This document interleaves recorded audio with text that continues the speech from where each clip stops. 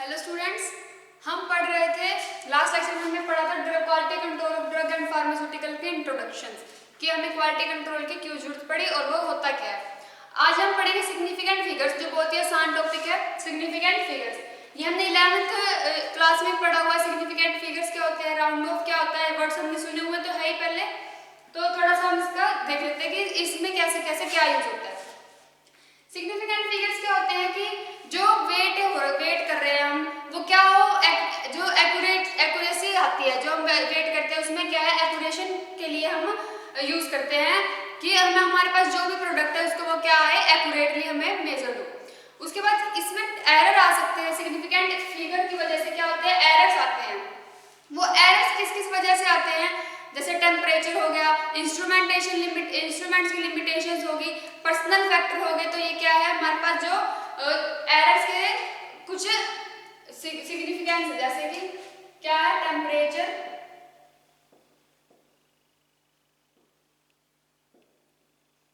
Temperature की वजह से, जैसे मान लो कोई एक स्टेप में टेम्परेचर है किसी ड्रग का, तो वो उस टेम्परेचर पे ही बनती है। तो अगर टेम्परेचर ऊपर नीचे हो जाए तो क्या है, उसके अमाउंट में भी क्या आ जाता है, फिर डिफरेंस आ जाता है, उसके अमाउंट में एरर आ जाता है। उसके बाद है इंस्ट्रूमेंट्स की लिमिटेशन।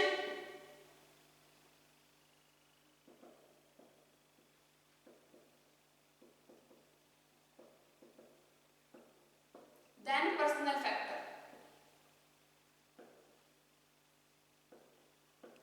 इंस्ट्रूमेंट्स लिमिटेशन मतलब कि इंस्ट्रूमेंट के अंदर है, अगर कुछ लिमिट से ज्यादा उसमें वे कर रहे हो, किसी वेइंग मशीन में लिमिट से ज्यादा वे कर रहे हो, तो क्या आता है, फिर वो एरर शो करने लग जाता है। पर्सनल फैक्टर है किसी आदमी से या फिर किसी जो बना रहा है उनसे ही क्या अगर कुछ मिस्टेक्स हो जाए तो उसकी वजह से क्या आता है, फिर एरर्स आते हैं। जो सिग्निफिकेंट फिगर्स है क्या होते हैं, वो डिजिट्स होते हैं किस चीज के लिए, जो हम प्रैक्टिकल मीनिंग में यूज करते हैं। जो सिग्निफिकेंट फिगर्स होते हैं, significant figures are the digits which have practical meaning. क्या डेफिनेशन लिखेंगे, सिग्निफिकेंट फिगर्स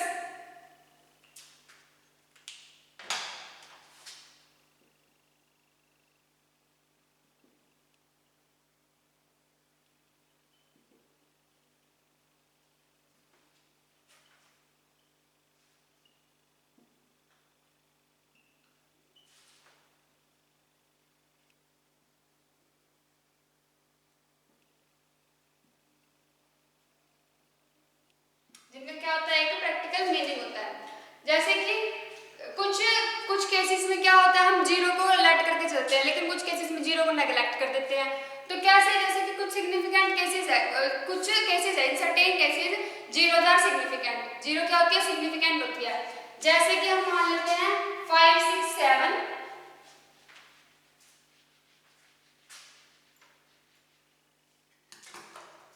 टॉपिक पढ़ रहे हैं हम सिग्निफिकेंट फिगर्स।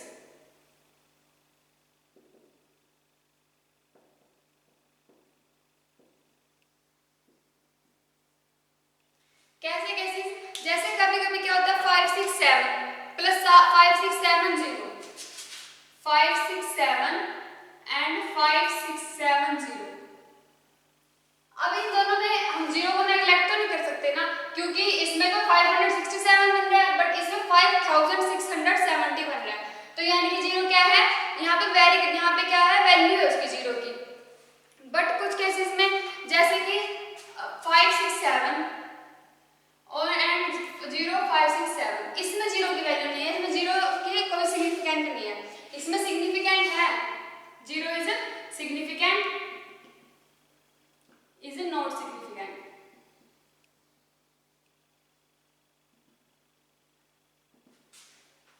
ये तो था अगर हम डायरेक्ट नंबर ले रहे हैं उसके अंदर। बट ऐसे ही क्या है, अगर कुछ केसेस में जैसे पॉइंट्स, डेसिमल्स के अंदर पॉइंट आते हैं, तो डेसिमल्स के पॉइंट्स में क्या होते हैं, फिर जीरो की पॉइंट का, अगर वो पॉइंट के बाद की जीरो है तो क्या उसको हम नेग्लेक्ट कर सकते हैं। बट अगर वो पॉइंट से पहले की जीरो है तो वो क्या करती है, एक ऑर्डर दिखाती है मैग्नीट्यूड का, तो वो क्या है, वैल्यू करती है वहां पे। जैसे कि हम मान लें 0.0215, यहाँ पे जो है, जो पॉइंट से आगे वाली जीरो, वैसे अगर उसको ना भी लिखे तो भी हमें पता चल जाएगा कि ये 0.0215 है। बट यहाँ पे क्या है, जीरो क्या है, हमारे पास एक डेसिमल पॉइंट शो करने के लिए हमने क्या यूज किया है, जीरो का यूज किया है। उसी तरह से जैसे मान लो अगर एक 586 ml का, अगर हम देखें 586 ml को मेजर किया गया है किसी प्लस माइनस 0.5 ml के साथ। 5 ml क्या है उसकी limit, plus minus 0.5 ml limit के साथ। तो क्या आएगा, या तो वो होगा 585.5 टू 585.5 के बीच का क्या है। जो 586 है वो 585.5 से लेकर 595.5 तक या 586.5 तक, 586.5 इसके बीच की वैल्यू है 586। जैसे राउंड ऑफ फिगर क्या होते हैं, अगर वैल्यूज पॉइंट के बाद वाली वैल्यूज अगर वो क्या है 5 से ज्यादा है, अगर ग्रेटर देन 5 है, तो हम क्या करेंगे उसको 5 के बाद वाले वर्ड्स लिख लेंगे, यानी कि 6 7 8 9 इसके अप्रोक्स लिख देते हैं। बट अगर वो 5 से कम है, लेस 5 ग्रेटर है, देन 5 से लेस है, तो क्या लिखेंगे हम उसको 1 2 3 4, तो हम ये लिख लेंगे उसको अप्रोक्सीमेटली, अप्रोक्स मान के चलते हैं। बट ड्रग्स के अंदर ऐसे अप्रोक्सीमेटली काम नहीं चलता, क्योंकि अगर एक पॉइंट भी ऊपर नीचे हो जाए तो उसकी जो क्वालिटी है उसमें फर्क आ जाता है। तो जैसे मान लो हम वेइंग कर रहे हैं किसी, उसका वेइंग की लिमिट है 0.1 ml, 0.1 ग्राम की है, तो हम उसमें 5 ग्राम कैसे वेइ कर सकते हैं, उसमें 5 में कुछ ना कुछ तो एरर आएगा ही आएगा, यानी कि कुछ ना कुछ उसके अंदर क्या आ रहा है, डिफरेंस आएगा। ऐसे ही अगर हम ब्यूरेट में से क्या निकाल रहे हैं, अगर एक हमें 26.5 ml निकालना है 50 ml की ब्यूरेट में से,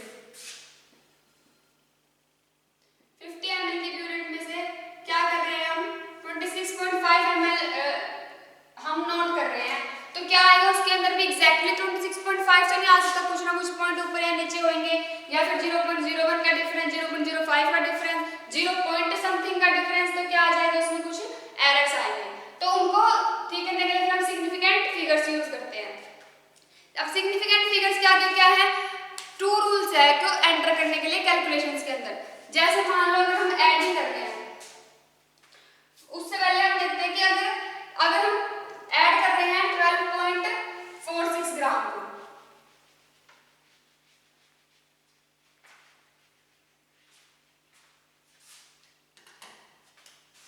अगर हम 12.6 ग्राम में ऐड कर रहे हैं 2.549 ग्राम एंड 4.55 ग्राम, तो हमारे पास आ रहा है 90.46 ग्राम। इसको हम लिख सकते हैं दैट 9.6, ये 9.6। और ऐसे ही एक और डेफिनेशन है, उसमें है 12.6 ग्राम, 12.60 ग्राम, 2.49 ग्राम, 4.55 ग्राम, 19.46,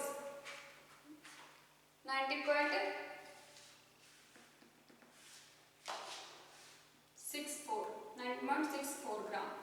तो इसको हम 19.64 ही लिखेंगे। अब क्या है, जो 12.6 लिया था हमने, उसके पीछे 0 लगा दो, वैसे तो कोई फर्क नहीं पड़ता पॉइंट के बाद, अगर किसी में 0 हो तो वो क्या है मैटर नहीं करती। बट इसमें क्या है, ये तो डिफरेंस कर रहा है प्लस माइनस 0.5 से, 0.5 से डिफरेंस कर रहा है। तो ये जो 0.5 से डिफरेंस कर रहा है, तो इसका अगर हम देखें तो 0.5 इंटू में 100, इसकी अगर हम परसेंटेज निकालें 0.5 किससे आ रहा है 586 इंटू में 100 निकाला अगर किसी भी पॉइंट से, तो क्या आएगा फिर उसके अप्रोक्स हमारे पास आएगा 0.1%, 0.1% आ रहा है, जो क्या है एक पार्ट का कितना है 1000, 1 पार्ट है 1000 का। ये अगर हम किसी 586 वैल्यू में देखें, अगर हमने लिख रहा है 586 पॉइंट समथिंग कुछ भी 6 ला लो, और अगर हम देख रहे हैं 586.60, तो इसमें डिफरेंस आ रहा है 0.05 का, डिवाइड बाय 586 इंटू में 100, तो इसमें आ जाएगा 0.01 का, 0.01% का डिफरेंस। तो इसका मतलब क्या हुआ कि 0.01% है, वो 1 पार्ट है 10,000 का। ये तो 1 पार्ट है 1000, डिफरेंस क्या है सिर्फ पॉइंट के बाद वाले जीरो का, तो पॉइंट के बाद वाले जीरो में क्या फिर हमारे पास वो हमारे पास उस पॉइंट में डिफरेंस करती है, प्लस माइनस 0.5 में प्लस माइनस 0.05 के साथ। इसमें क्या करते हैं फिर वो हमारे पास डिफर करती है किसके साथ, 0.5 और 0.05 में। अगर 0.5 के साथ परसेंटेज निकालो 0.1% आ रही है, बट अगर हम 0.05 के साथ निकालो 0.01%, यानी कि 1000 का 1 पार्ट और 10,000 का 1 पार्ट, ये बहुत ज्यादा डिफरेंस हो जाता है। उसके बाद हमारे पास आते हैं कि ये कितने टाइप्स के होते हैं। आगे ये होते हैं सिग्निफिकेंट फिगर्स को कैलकुलेट करने के लिए 2 रूल्स हैं। 2 रूल्स कौन से हैं?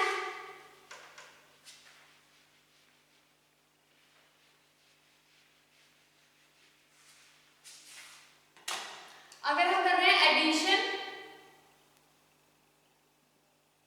और सब्ट्रैक्शन,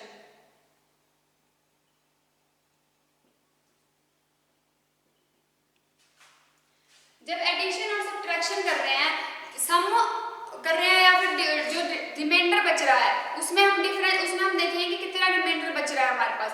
तो उस रिमाइंडर में वैसे तो डेसिमल प्लेसेस के बाद जीरो वैल्यू नहीं करती, बट द लीस्ट नंबर है जो उसके अंदर क्या है कैलकुलेट होंगे। जैसे हमारे पास जब मैंने 12.6 और 12.60 वाला एग्जांपल दिया था, तो उसमें क्या हो रहा था, वो जो एडिशन हो रही थी उसमें जो बाद वाली जीरो थी, 6 के बाद वाली जीरो थी, वो क्या कर रही थी, मैटर कर रही थी हमारे पास। 0.1 का 0.05 का वो क्या कर रहा था हमारे पास, डिफरेंस शो कर रहा था। उसी तरह से अगर जैसे 12.6 ग्राम है, वो क्या कर रहे हैं, उसको हम 0.1 ग्राम के साथ वे करें, 0.1 ग्राम के साथ, तो क्या है उसके अंदर एक्यूरेसी आती है। एक्यूरेसी मतलब 10.05 के अकॉर्डिंग एंड 10.5, 0.1 ग्राम के साथ और 0.01 के साथ, तो क्या आता है 10.05 या फिर 10.5। ऐसे क्या होता है, जो सम है वो क्या आता है हमारे पास प्रॉपरली आता है कि कितना सम है। अगर हम एग्जैक्ट है उसकी डिजिट्स है उनको लेके चले तो हमारे पास एग्जैक्ट एक्यूरेट रिजल्ट हमें ऑब्टेन होगा। उसी तरह से होता है मल्टीप्लाई एंड डिवाइड में। जब मल्टीप्लाई एंड डिवाइड करते हैं तो हमें सिग्निफिकेंट फिगर्स वैरी करते हैं। जैसे एक ये टेबल देखो, तो इसमें क्या है, वेट था 6.622 ग्राम, 6.622 ग्राम। जो इक्विवेलेंट हमने यूज किया उसमें था 10.49 में। अगर हम 1 को स्मॉलर के साथ क्या करते हैं, उसको नेग्लेक्ट करके देखें तो क्या होगा, हम 10.49 लेके देख लो और 9 और 10.4 ओनली एंड 10 के साथ, तो हमारे पास जो इक्विवेलेंट वेट आ रहा है मल्टीप्लाई करके, देन 69.47, फिर आ रहा 69.46, 68.9। ये 68.9 जो आया हमारे पास, ये आया हमारे पास राउंड फिगर करके। राउंड फिगर मैंने बताया क्या कि जब जिस क्या वाली वैल्यू थी, या तो ये समथिंग 86 से लेके 89 की वैल्यू के बीच की होगा। जब 0.86 होगा, 0.86 तो क्या होगा, 5 से बड़ी है, ये भी 5 से बड़ी है, तो 6 का क्या बन जाता है, फिर आगे वो एक नंबर ऐड कर सकता है, तो हम लिख सकते हैं इसको अप्रोक्स 0.9। तो उसी तरह से आया 68.9। तो उसके बाद अगर हमने 10 से मल्टीप्लाई किया देन इट इज 66, जो पॉइंट के बाद वाले थे वो कैंसिल हो जाते हैं। फिर इनमें सिग्निफिकेंट फिगर्स में देखो कितना फर्क आता है। जब हमारे पास तो हम तो डायरेक्ट कैलकुलेट कर लेते हैं, उसके बाद राउंड ऑफ करके लिख देते हैं, बट सिग्निफिकेंट फिगर में क्या फर्क आया, जो 69.47 है उसके अंदर तो 4 सिग्निफिकेंट फिगर्स हैं, 69.46 के अंदर 4 सिग्निफिकेंट फिगर है, 68.9 के अंदर 3 सिग्निफिकेंट फिगर है, जो कि राउंड ऑफ करके आया है। बट अगर हम इसको 68.868788 या फिर 89 लिखते तो क्या राउंड ऑफ करके, तो उसका सिग्निफिकेंट फिगर कितना रहता, 4। अब कितना होगा राउंड ऑफ करके, 3। उसके बाद 66 पे राउंड ऑफ करके हमारे पास आया, तो उसमें सिग्निफिकेंट फिगर्स कितने रह गए, 2। तो ये थे क्या कि मतलब सिग्निफिकेंट फिगर्स कितने ज्यादा वेरी करते हैं। तो अगर ऐसे काम ड्रग्स के अंदर ड्रग्स बनाते वक्त हो जाए तो क्या होगा, उसकी क्वालिटी में फर्क आ जाएगा। उसके बाद क्या है, ये थे हमारे पास सिग्निफिकेंट फिगर्स जो हम यूज कर चुके हैं, जो हमें पता चल गया है कि सिग्निफिकेंट फिगर्स क्या होते हैं। वैसे ये टॉपिक हमने 11th में भी पढ़ चुके हैं, स्टार्टिंग फर्स्ट चैप्टर के अंदर ही आ जाता है। उसके बाद है एक छोटी सी टेबल, क्या है, अगर हम मेजरमेंट और कैलकुलेशन करें, उसके बाद वैल्यू, उसके अंदर नंबर ऑफ सिग्निफिकेंट फिगर्स कितने हैं। परसेंटेज प्योरिटी है मान लो, तो उसकी कितनी आती है, 98.5। अगर 98.5 है तो उसके अंदर सिग्निफिकेंट फिगर्स कितने हुए, 3। देन टेम्परेचर अगर थर्मामीटर से ले रहे हैं तो उसकी वैल्यू कितनी आती है, 38.1। 38.1 में सिग्निफिकेंट फिगर्स कितने हुए, 3। उसके बाद हमारे पास आता है नॉर्मेलिटी ऑफ सॉल्यूशन। अगर किसी की नॉर्मेलिटी आ रही है 0.1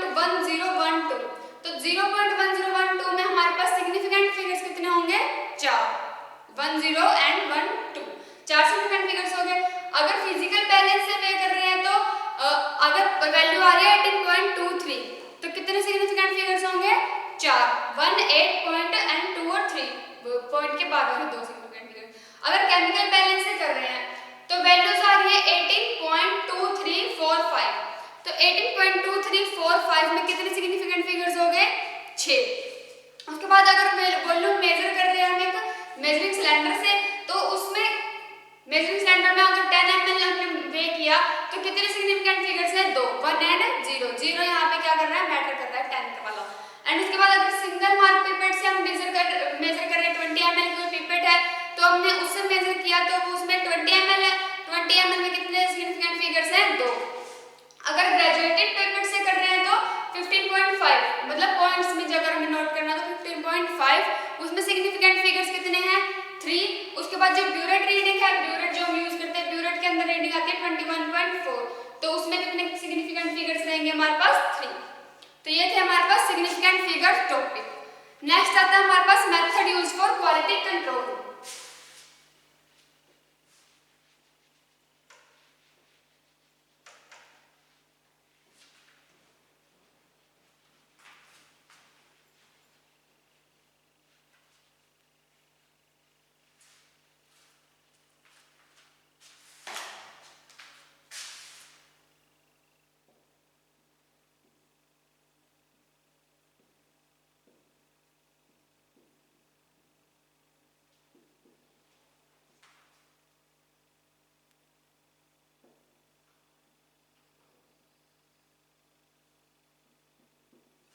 क्वालिटी कंट्रोल में क्या क्या मेथड यूज किए जाते हैं, हम किस किस तरीके से क्वालिटी कंट्रोल को मेजर कर सकते हैं।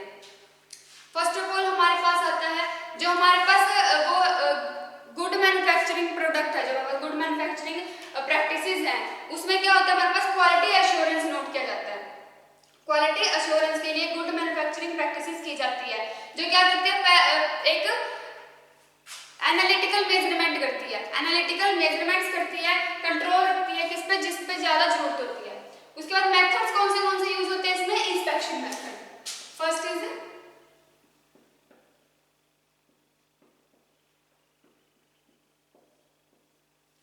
इंस्पेक्शन मेथड में क्या है? एक कॉमन मेथड है जो यूज किया जाता है क्वालिटी कंट्रोल पर्पस के लिए। ये सिर्फ यूज करता है, ये सिर्फ प्रोडक्शन में ही यूज नहीं होता but in the services also. क्या है common method?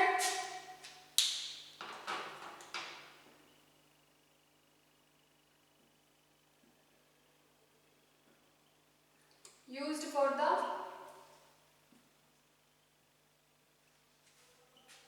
quality control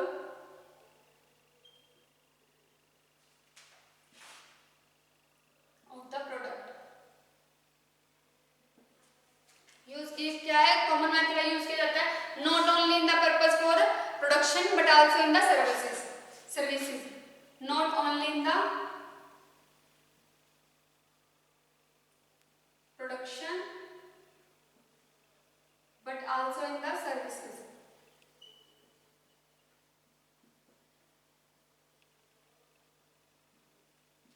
services के अंदर भी यूज किया जाता है।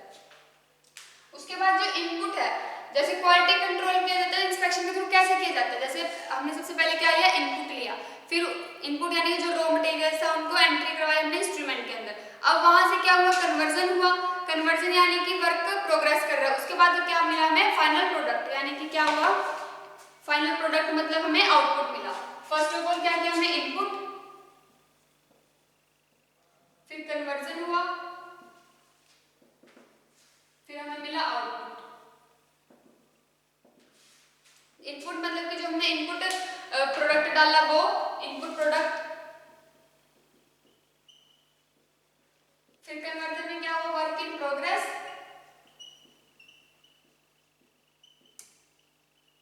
फिर हमें मिला आउटपुट प्रोडक्ट, यानी कि जो ड्रग हम चाहते हैं वो हमें बन के मिल गई।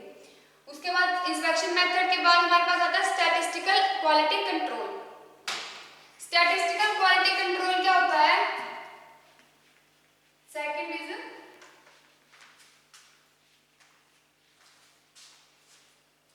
Statistical quality control. ये क्या है? एक एडवांस मेथड है। इसमें क्या होता है, यूज किया जाता है मैन्युफैक्चरिंग कंपनी के द्वारा। जो मैन्युफैक्चरिंग कंपनी है वो यूज करती है हमारे पास स्टैटिस्टिकल क्वालिटी कंट्रोल।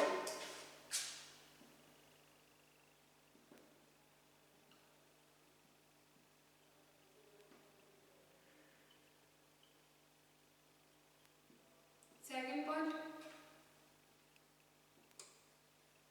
क्या है, ये एक एडवांस मेथड है।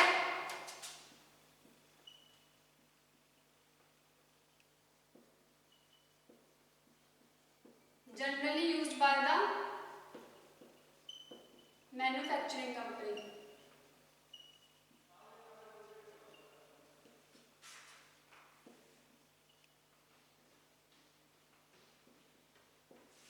मैन्युफैक्चरिंग कंपनी द्वारा यूज किया जाता है। किस लिए होता है, use to control the quality of the product. Used to control the quality of the product.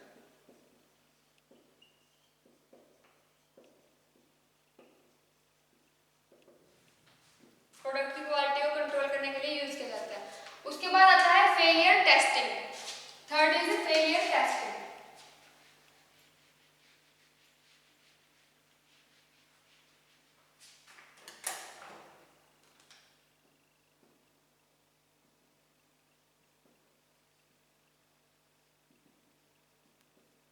Failure testing में क्या होता है कि कोई कंपाउंड हमें जितनी एक्यूरेसी का चाहिए वो नहीं मिल रहा, तो तब तक क्या वो प्रोडक्ट फेल्स होता रहता है, तो उसकी बार बार टेस्टिंग करते रहते हैं हम।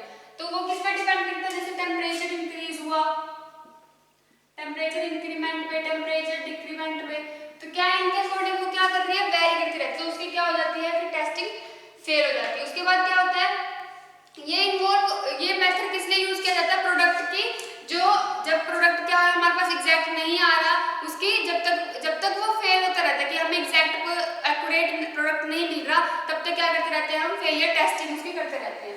किस लिए यूज होता है ये, use to involves testing of a product until it fails, जब तक वो फेल्स नहीं होता।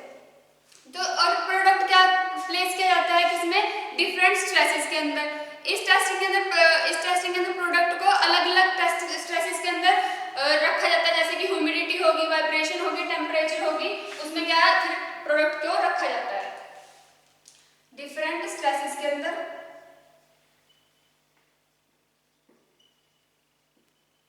Product placed